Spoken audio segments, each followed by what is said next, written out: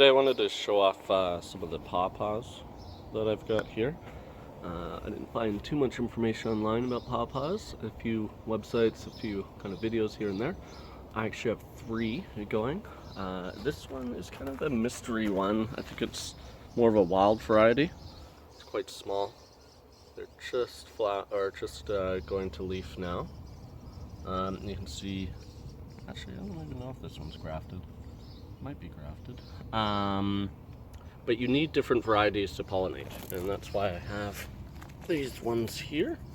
This is a Shenandoah Pawpaw. It's the oldest one I have. I had another one here, I don't quite remember the variety, but it died. And I have this new one, which is Chappell. And he's probably, I think this is his 2nd year. Both of these actually I think are 2 years. That one's just a smaller plant when it started. And then this one is probably closer to 5 years actually. Might be 4 technically. But yeah, you need different ones to pollinate. They apparently are really hard to pollinate. They're pollinated by some sort of like fly. And people apparently put like, you know, dead carrion and stuff like that underneath to attract these flies or something. I have actually surprisingly a lot of flies back here. I don't really know why. So it shouldn't be too bad. They don't kind of harass me or something like that, but I do notice a number around. So hopefully it'll do well. And then they cross-pollinate, and that's why they're actually planted pretty close together. They actually do kind of grow quite close together as well. I think technically you can put them even further apart.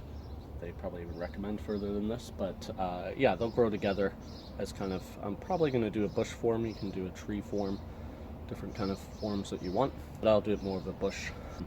They do grow out as suckers as well. It's one of the main ways they propagate. So they are kind of used to being close together with other ones, obviously, if they're a suckering type plant. And this is grafted onto another variety underneath. It's kind of hard to see. They did a really good job on the grafting actually. But you can see here a flower, which is kind of neat. They are technically kind of a purple flower. This one's just opening up, so you can't really see it yet. When I first got this plant, it did actually flower the first year, but I think that's because it's an older plant or an older branch that's grafted onto another plant, so it got confused. But now it's about old enough to do it. Sadly, I won't get any pawpaws this year. There's only one flower, unless there's a pawpaw nearby that I don't know about in the woods or something weird. I'm not going to get a pawpaw from here because my other plants aren't ready to flower. So it is a long process for sure. I think it's kind of like 8 years they kind of say before you get pawpaws. You know, from seed. Obviously when you buy a plant, they're going to be, you know, maybe 1 or 2 years. So you're looking at kind of 6 year kind of commitment, I would think. So yeah, some people say the flavor is kind of like a mango banana flavor, but others it's similar, not in flavor profile to cilantro, but in terms of some people love it, some people hate it. Some people taste something different that other people don't taste. So cilantro, I think some people taste soap. I love cilantro. I don't taste the soap. And when I was lucky enough to try pawpaw. They're very hard to find.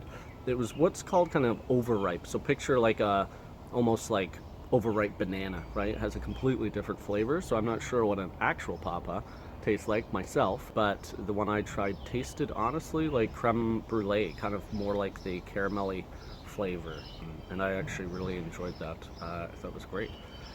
So I'm in Toronto. It's probably the furthest north that these kind of go. Southern Ontario, Michigan, but they are just not found in the stores because they don't travel well. I mean, a fruit that grows in North America that tastes like mango banana would think would be the most popular fruit in the stores, but yeah, it doesn't travel well. It has quite long leaves. I'll show you when those kind of come out, but they're kind of oval, quite large leaves. I'll do a quick shot of that when they come out. But yeah, hopefully you guys are inspired to try that out if you're in a region that can grow these. It's a pretty cool fruit. The bushes and trees don't get too large either. You know, it's not like an oak or something. I think they get kind of 15 feet at the top end. And different varieties, obviously different heights. And these are all, different size fruits as well. Some have different fruiting profiles. I think the Chappell are quite proliferate. I think the Shenandoah might be even large. So yeah, different varieties that you guys can try out. If you like what you've been seeing, subscribe, like, and I'll keep making these.